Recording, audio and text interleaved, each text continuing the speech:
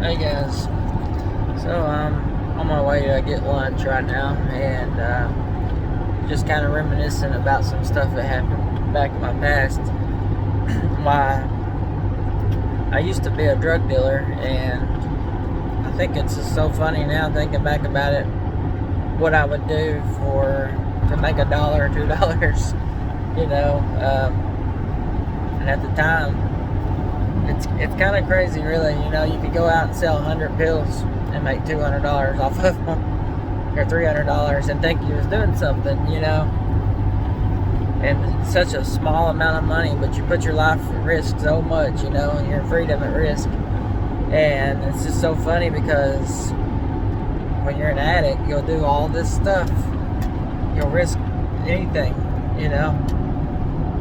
to just be around drugs or be around pills. I didn't really, the pills I was selling, of course, all the profit went right back into me getting high, and I only sold pills to buy more pills. And it's kind of how I stayed. It's how I kept my supply. I stayed high off of my own supply, because that was the whole point of me selling, was just so I could be around it, and just constantly be connected to it somehow or another, whether it was selling, buying, trading, whatever. But it's just so funny that you'll do so much for so little, but then you get out here and you're sober, and you're scared to take risk in business. You're scared to take risk in your life.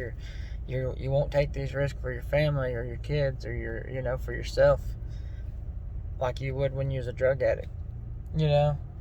You'll go out here and I can remember driving, I don't know how many times, Florida, Georgia, all over, just to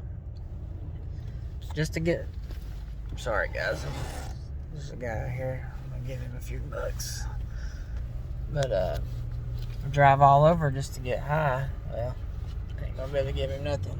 I have to give him something later. But we would drive to Georgia and spend the night in a truck, sleep in a truck, do whatever we had to do to go to the doctor down there and get, to make our runs. We did the same thing in Florida. We would drive all over. And, you talk about taking a risk. And then whenever I switched to a worse drug, then you get into manufacturing.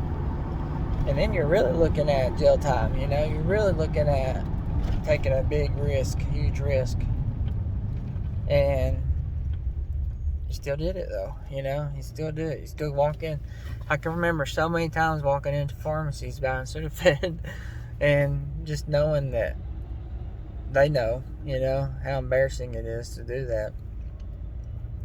And the shame you feel, but you still do it, But when you get out here and you're not high anymore, you're not on drugs anymore, and you're trying to do the right thing, you're scared, You don't want to make a fool of yourself. You don't want to go out here and be shamed. You're afraid that somebody's going to look down on you, or you're not just going to walk into a business and talk to the owner and find out if they need, if they want to do business with you or whatever. You're scared to do those things. Scared to take risks, scared to take chances. So maybe we should start thinking more like a drug addict, and doing more, being more courageous. And I'm not talking about getting out here and getting in trouble. I'm talking about the dedication, the determination that you have as an addict, to get by any means necessary. There wasn't a day that I didn't get high, no matter what.